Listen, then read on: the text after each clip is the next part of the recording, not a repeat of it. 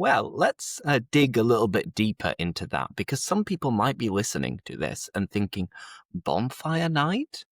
What are you on about? So, Steve, what is Bonfire Night? Oh, it's so good. It's so good. And it's uniquely British. So, hundreds of years ago, some people who I guess these days would be called terrorists decided to blow up the government.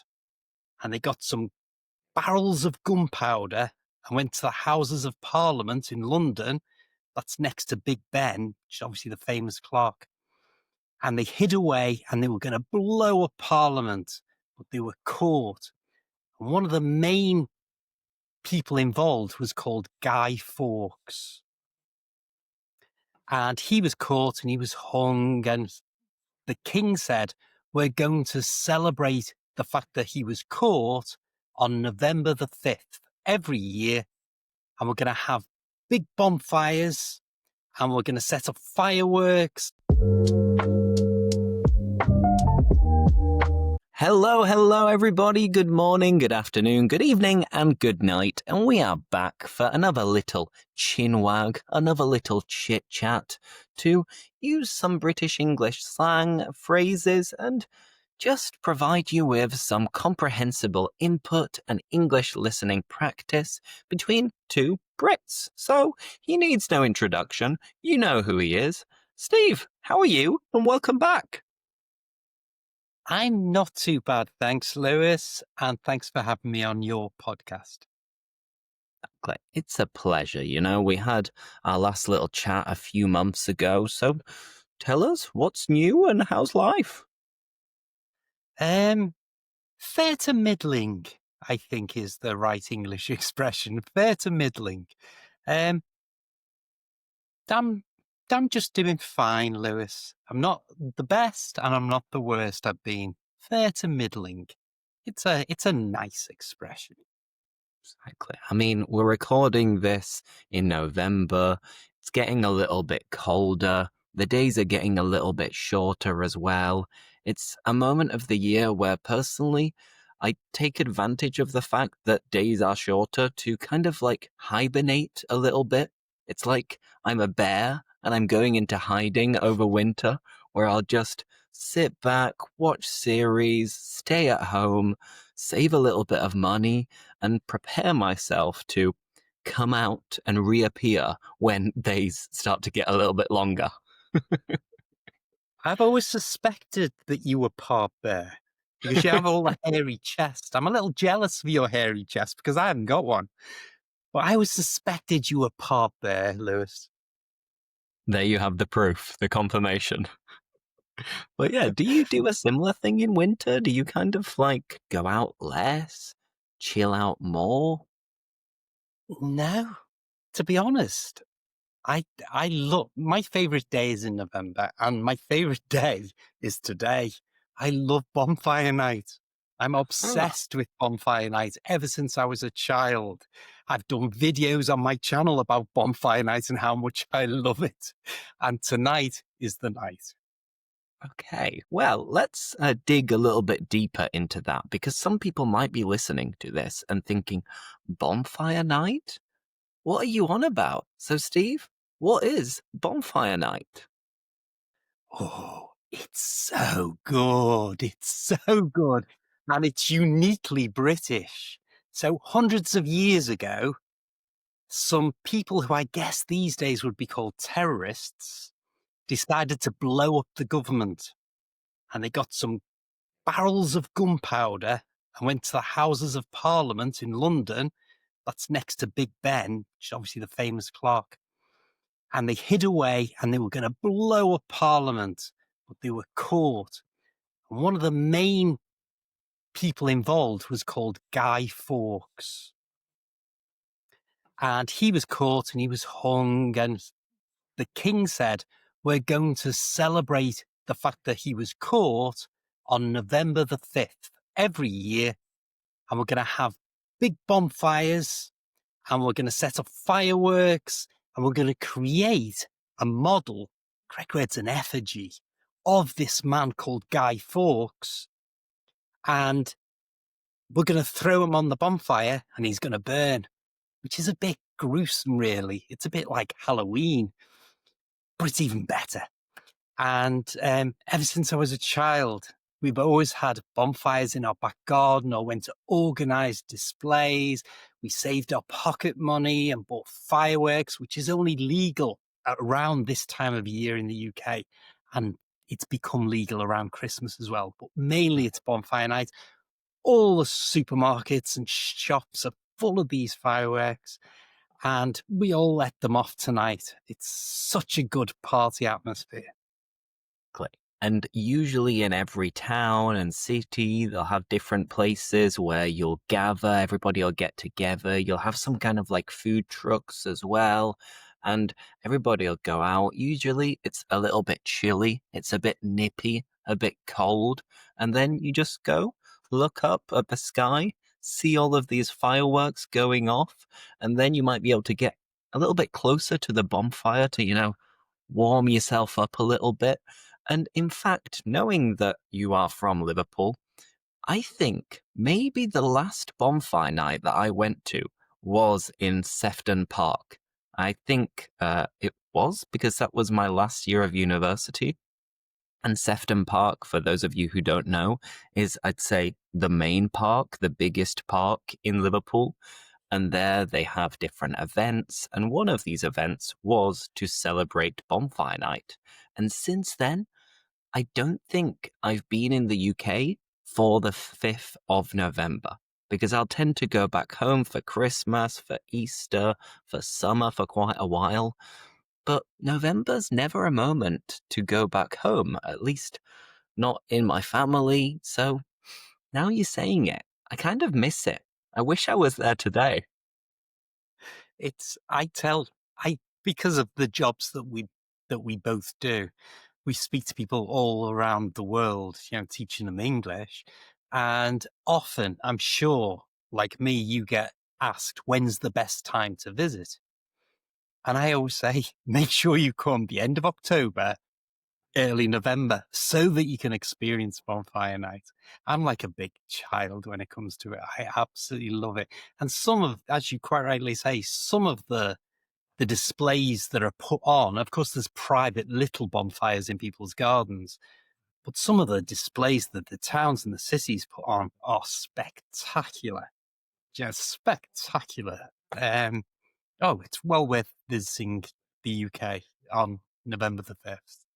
Exactly. And another thing that I'm thinking about now is toffee apples. Because, of course, you'll have lots of little goodies and sweets and things you can eat. And I believe that toffee apples are very, very typical at this time of year. So then you've got an apple, which is on a stick, and it's covered in toffee. So it's a little bit complicated to eat at first until you start like licking it and then it starts melting a bit. But the idea of already something naturally sweet in an apple and then covering it with like artificial sweet stuff, you'd be absolutely buzzing just licking your toffee apple. Absolutely. And my favorite is we go out, toffee apples, we walk to the local park, or we walk to the waterfront at Liverpool. Sometimes they put on a display of fireworks as well.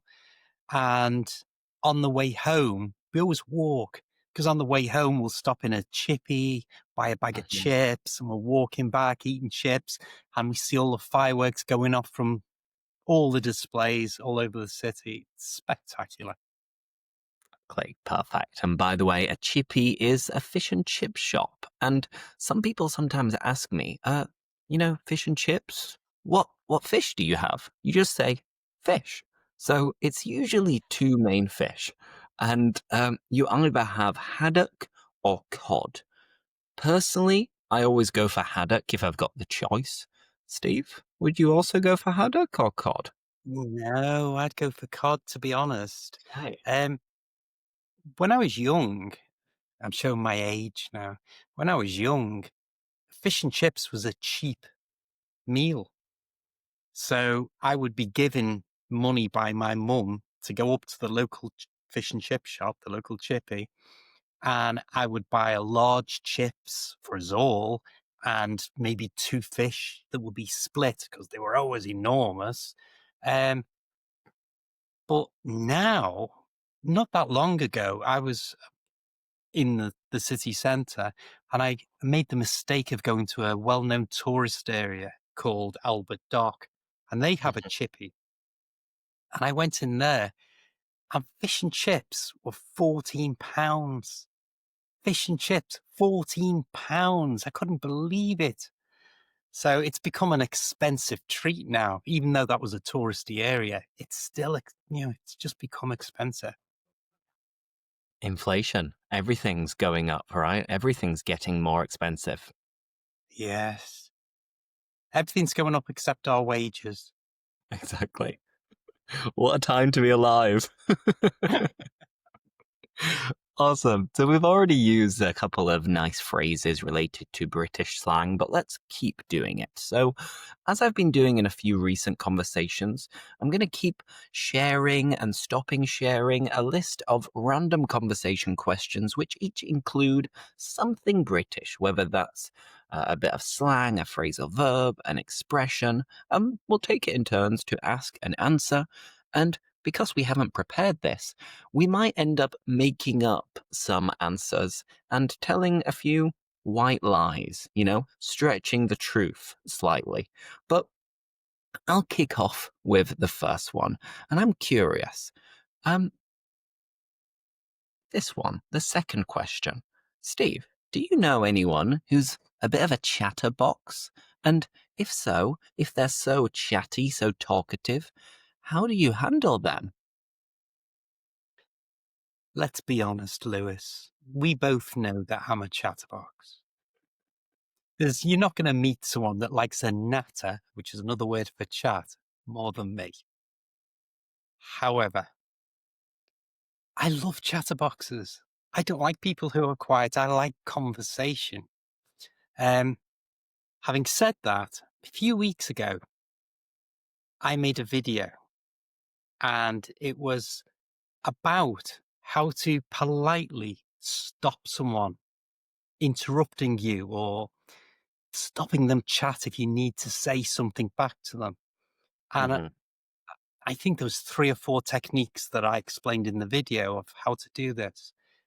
And my favorite one by far is if someone is talking non-stop at you and you can't get a word in edgewise, which is another phrase we use when someone's speaking and you what and you like that. My best advice is say the person's name. So if you're talking to me all the time, we like hearing our own name and it will stop us. So if you're talking ba ba ba ba ba ba ba, and I just say, Lewis, can I just ask you? You will stop as soon as you hear your name. It's a great technique for dealing with chatterboxes. Okay. So if somebody will just not shut up, they're going on and on and Lewis, on. see? Right? It worked wonders. It worked to perfection. So in Yeah. that case, this is the way to handle a chatterbox. If they're getting on your nerves, if they're winding you up a little bit, if you just can't handle it anymore, and it's like going on, say the name. Say You the know the name. song. Say Yeah. my If name, say my name. if you need to reinforce it, do what I did there. Hold your hand up. Body language is so important in communication. So, Lewis, if they carry on, Lewis, stop sign. They will stop every time. It never fails. But like I say, I quite like chatting. I quite like having a natter. People can talk to me as much as they want. It's my turn to ask you a question. Perfect. I like it. Well, Steve,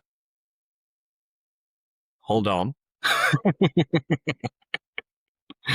Here we have the list. So take your Oh, pick. Have a look okay. and I'm going ask for me the top of the anyone. shop.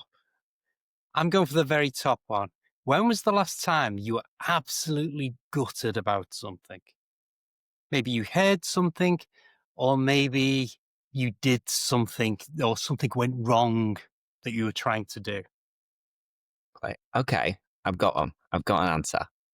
because it's funny, we actually mentioned this adjective the last time we had a chat because we were describing when you're really, really sad or disappointed. You've been gutted, like your guts have been taken out. And I'm very rarely gutted. Sometimes I can be a bit down, sometimes I can be a little bit pissed off, but I don't often show it. I kind of keep myself to myself and I don't open up about my feelings. But there was a time related to YouTube and content when I was a little bit gutted. And it was a couple of months ago because when I was back home over August, I made a few videos, quite a lot, to try and get ahead with content, which is a nice technique that I use to try and avoid being stressed. But one of them I recorded was like a house tour of my parents' house.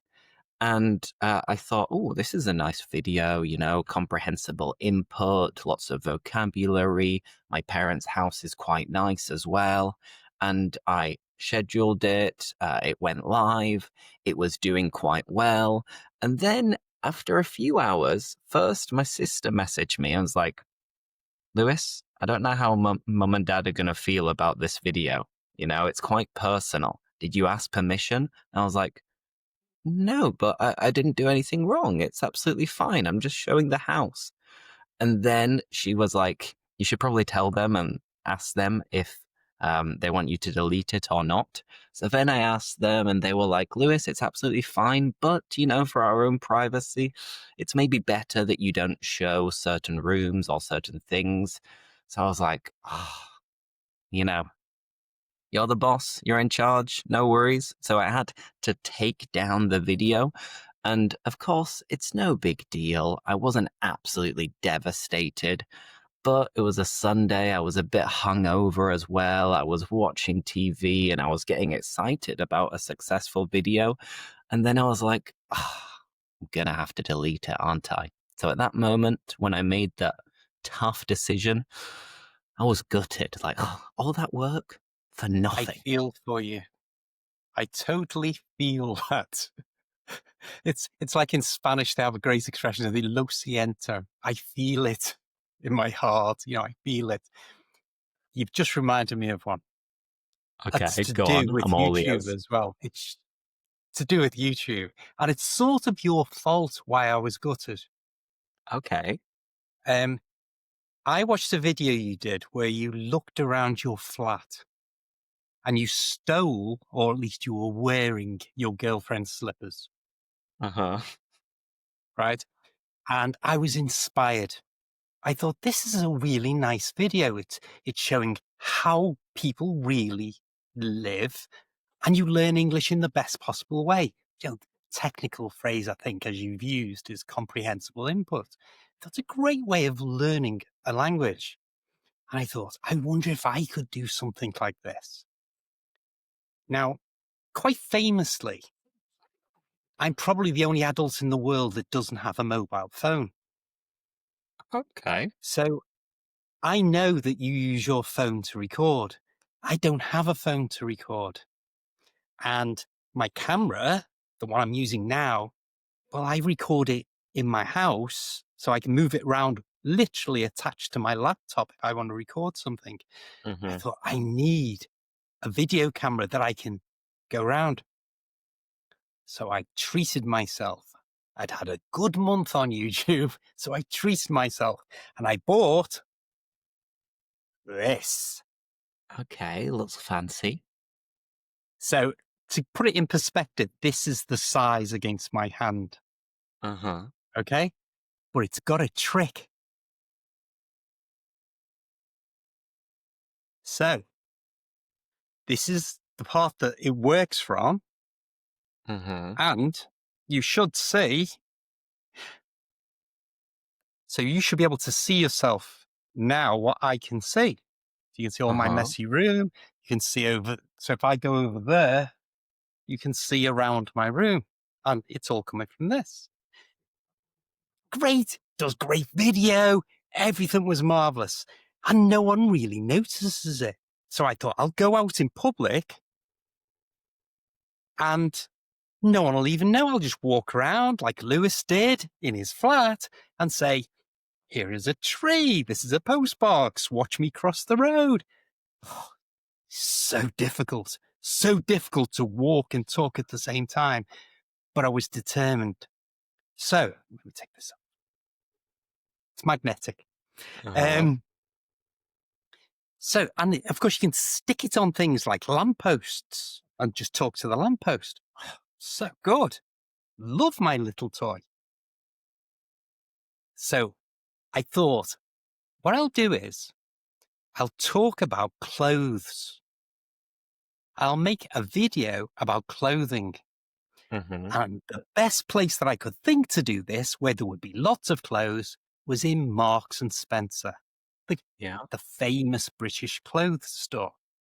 And in Liverpool, we have a massive Marks and Spencer store. So outside, they had a shelter for bicycles.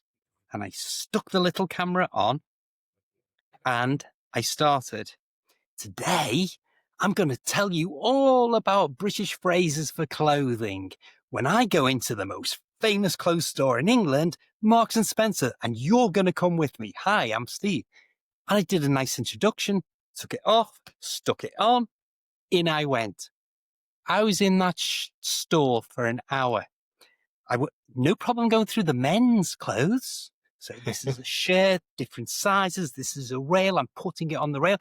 I even went into the changing room.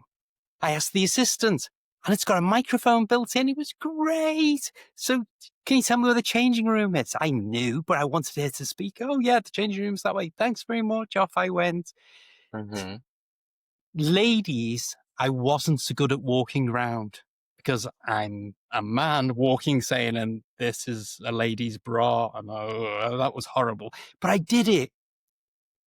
And I finished and I got back in my car and I thought, oh, this is going to be so good. And You never press record, did got you? to press record. Oh, I that's forgot to horrible. press record. I was gutted. I was And totally gutted. And did it's you your redo fault. it? Or are you gonna redo it? Yeah, but I've funnily enough, I've just put one up about walking around a supermarket. So I went to a local supermarket and just did one for 10 minutes Uh-huh. just to see how it all worked. And it's okay. It's not my best. There's a skill, isn't there, to what you do in terms of the walking and the talking and taking your time as you walk. And I rushed, I think. So I need to learn that skill. But anyway, I'll put one up today about going around a supermarket, which I think it'll certainly teach people English or help Mm-hmm. them learn English, and they get to see a bit of British life. I'll remember to press record next time. I mean, that's one of the most frustrating things ever. Whenever you spend a lot of time doing anything, it could be making a video or anything else for that matter, and then realizing that there was a little technical issue, maybe you forgot to do something, you click the wrong button, and it's like, seriously? I just wasted that time for nothing. And it's Yep. so frustrating. I'd say it's like equally frustrating to when maybe you're at an airport and you have a cancelled flight or a delayed flight. And it's like, now what am I going to do? Yep. Yep. But no, And you just do I that feel you. sigh, don't you? You do that little sigh that it's very British. And I mean, you can't do anything about it. I mean, everybody should just think, okay, it is what it is, but it's much Yeah. easier said than done. You know, it's much harder to actually do it than to say it. Yes. But Perfect hey, use. Yeah. But gutted. that was my example of being gutted. And I do blame you. Just so you know. It's all right. It's all right. I will take it on the chin, which is a nice way of saying, like, I'll accept this little bit of criticism, this little joke, and move on. I'm just gonna take it on the chin. I'll own up to it. I hold my hands up. It's not your fault. It's mine. I'm just looking to place the blame. Place the Exactly. blame. blame someone else but me when it's me because I'm a Muppet. A Muppet. Lovely phrase. A Muppet. What does it mean, a Muppet? Are you really that young that you don't remember the Muppets? No, no, of course. I mean, I'm not that young anymore. I feel like I'm getting on. I'm getting a bit old, but of course I remember the Muppets. And I it's funny presume because it comes from that, doesn't it? The I, expression a Muppet? I think so. And it's interesting that one of these questions actually includes the word Muppet. So, a Muppet is basically an idiot, a stupid person. Yeah, We've got loads of stupid. alternatives. But I'm curious, Steve, tell me, who's the biggest Muppet you've ever worked with? And you don't have to name any names. This person can stay anonymous. But yeah, have you ever worked with any Muppets? And in what way were they a Muppet? For 30 years, I worked for the government and I had an interesting job. My job basically was to help people and solve problems. And sometimes that work brought me into contact with members of parliament. These are the people who were elected to run the country, the people who Guy Fawkes tried to Yeah. blow up. And I remember the very first MP I ever met. I went into her office. It was a woman. And when I came out, I couldn't believe that this person was such a muppet. They had no conception of the real world and they were basically stupid. And although you can't stereotype people, I hate that. But it struck me as an average. The people who are running the country aren't really that bright. They're very good at getting votes, but not actually very intellectual. And I remember once the then, not now, stressed, not now, but the then leader of the opposition party was in my house. Okay. And when he left, I said, okay, see you, bye. Um, I, I found myself thinking, this is a person who wants to be the prime minister, the top job, the person who will decide how we all live our lives. And he is an absolute idiot, an absolute muppet. Did he ever get elected? Did he ever become the prime No, he minister? did not. Phew. I mean, Yep. that's a relief, but I guess the comparison, the alternative probably isn't much brighter. Seriously, he was a grown man and he wore his baseball cap backwards. He was supposed to be the prime minister and he walked in with a baseball cap on backwards. Who does that? He's a grown up. Children do that. No. Tell me Muppet. yours. Who have you met who's a muppet? Um, well, it's funny because I've been, I was rewatching slash watching a program. It's kind of like a documentary program from like 12 years ago. And because I'm from Yorkshire and I'm going back this weekend, and my fiance always wants to brush up on her Yorkshire accent when she comes back and sees my family, I was like, oh, let's watch this documentary. It's called Educating Yorkshire. And it basically shows what secondary schools are like around the UK. And specifically, it's a secondary school in Dewsbury, which is near to Leeds. And watching it, seeing what kids were like back then was kind of bringing back memories. And I started thinking like, oh, wow, it was really like that. I remember when I was at school and this happened.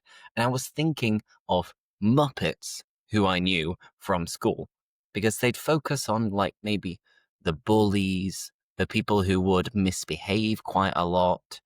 And it got me thinking like, oh, I knew someone exactly like that. I know someone knew someone exactly like that as well.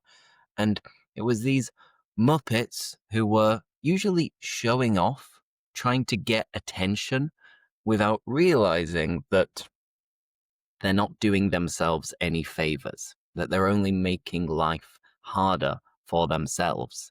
And there was a guy I was friends with back in secondary school and kind of started hanging around with the wrong people. He was a nice guy at heart, but he got in with the wrong crowd. So their bad behavior kind of rubbed off on him. And like he started to behave like this and started, making a scene in front of teachers, getting a bit aggressive. And I was thinking, oh, what a muppet, He had his life ahead of himself, and then he decided to Absolutely. kind of go off the rails, really, to go down a wrong path. And yeah, I don't know what he's doing nowadays, but watching this program, Educating Yorkshire, made me think, "Pah, that guy, what a muppet he was." Yeah. Did Was bullying a big problem? I've got to say, in my school, bullying, at least I wasn't affected. I'm sure it went on, but I never personally got affected by it. Uh, I certainly was never a bully, and I hope, even at the young age, I would stand up to a bully. But it just wasn't in my circle. I was lucky. I avoided that whole thing. Really, was it a problem in yours? I'd say not so much. Like, of course, these things always happen, but it was never like in a very, very cruel way. So if there was some bullying, it was like minor stuff of people calling each other names and stuff like that. But there was never Yeah, any serious bullying that you might see from films or series of people yeah, like having fights in toilets and putting their head down the toilet. I never witnessed anything like that. It was just kind of name calling and like little yeah, insignificant things, maybe like a slight bit of intimidation to maybe have like the bigger kids getting what they want from the smaller kids, like jumping in the line or maybe stealing insignificant things. So, of course, it happened. It was a thing. Luckily, I didn't really get bullied, but you'd see certain things that were not nice. And I'd like to think that bullying isn't an issue today, but I've got no idea, to be honest. I'm sure it goes on. It's unfortunate that, some people get bullied and get picked on. Um, but yeah, it's a horrible thing. It's a horrible thing. On a lighter note, let's lighten it up because that's quite a serious subject. Like You Clay. mentioned Let's. Yorkshire, and one of Uh-huh. my favourite places in the whole world is in Yorkshire, and called Malham. Do you know Uh-huh. Malham? Yeah, yeah. I love Malham. I couldn't, but I first went there with the school on a school trip, a day trip, to learn all about the geography because it's such a strange place And with the waterfall limestone. and the cove and the limestone. And subsequently, I've been back lots of times just because, I've stayed over in this little tiny village. But the way it was explained to me was it's where the ice age, which was when the world started getting covered in ice, it's where it stopped. And because all that ice stopped right on this little town of Malham, obviously other towns as well, but this town, um, the ice melted and dropped all its rocks that it had gathered as it was going around the world. And as a result, it's the most spectacular countryside I think I've ever seen in the world. I think it's an amazing place that hardly anyone seems to know about. Okay. Now, I've been a few times as well. Going to Malham, it's kind of a common-ish thing to do because it's like less than an hour's drive away, so you can get there 45 minutes or something like that. And they've got like little waterfalls as well, and the cove where you can walk up onto the top, and you've got all of these limestones that are together. You've got to kind of like jump from one to another, Yeah. and then you've got this wonderful view where you can see all across the horizon of like rolling Yorkshire hills. So it is one of the most beautiful places in the Dales, Eh, in the Yorkshire Dales. We should be sponsored by Malham Tourist Board because everyone in the world needs to go to Malham and see it with their own eyes because it is so spectacular. And it's like outside of Yorkshire, it's almost a secret. Exactly. Maybe that's something we can do next time. We can discuss some hidden gems around the United Kingdom that people don't really know a lot about, but they should know more about. And we can prepare it with Absolutely. some images as well, so then I can show them so everybody can really appreciate the beauty with your own eyes. So Awesome. true. Such a good idea. Now, let's do one final question because then I've got to call it a day and move on to my next class. But we've got time for 5 minutes for one final question. And I'm going to ask you. Can I choose So, it? yeah, sure. Take your pick. I've noticed one at the bottom on the screen that I can see now. And when I Oh. glanced at it, when you put the questions up before, I thought, when's the last time you had to leg it? Meaning to run away. And I thought, I haven't got an answer. I hope he never asks me that question because I genuinely can't remember ever running away. I run towards things. I don't remember ever running away. And then just as you were talking, it came to me. I did once have to leg it. And it's another story. I'm sorry about this, but it's another of my stories. And was it from the police? Did you leg it from the police or what? The police were involved. I lived for a while in nice countryside, and close by, the police had a school for training their dogs. Do you know the police dogs? And I've always loved dogs. I've always had dogs, love them. And they asked for volunteers to go and help them train the dogs. So this one Sunday, I think it was the springtime. I remember it was wet because I was wearing Wellington boots. Wellington boots, shortened usually to wellies, rubber boots that are waterproof. And I turned up there and they said, "Oh, you're just the person we need. Come with me." So this big policeman took me to the middle of this field. And he said, "Right, I'm going to leave you in the middle of this field. And a policeman with a dog is going to come at the end of that field. And he is going to shout to you. As soon as he starts shouting to you, I want you to turn round and leg it that way. Run as fast as you can. The policeman will send his dog and the dog will stop you." I thought I would just be walking the dogs or, helping. I would hide and they would sniff and find me. No. So I said, "Well, that's going to hurt." And he said, "No, you'll get protection." So I looked around and I didn't see any big suits. I thought I would have a big padded suit. And instead, from behind his back, he pulled a small piece of carpet, maybe this big. And he wrapped it around my arm and got some tape and taped it just there. And I'm looking at it and thinking, is that it? And he went, "You'll be fine. Run, the dog will grab your arm, bring you down. And then the policeman will come and get the dog off you. Don't worry, you'll be fine." I was nervous, but I'm good with dogs. So he goes off and I'm stood in the middle of a field in the countryside. And sure enough, this policeman comes with this wolf. It's not a dog. It's a wolf. It's like something out of Game of Thrones, this beast on a lead. And it smells dinner. It smells its dinner. And its dinner is me. So the policeman shouts, "Oi, I want a word with you." And as soon as I heard that, I turned and there was a gate. And it was about 100 meters away. And I thought, I'm off. So I start legging it away from the dog. And I just hear in the distance the policeman say, "If you don't stop, I'll release my dog." I'm not stopping for anyone. I'm going. So the next thing I hear, and remember, I'm in my wellies.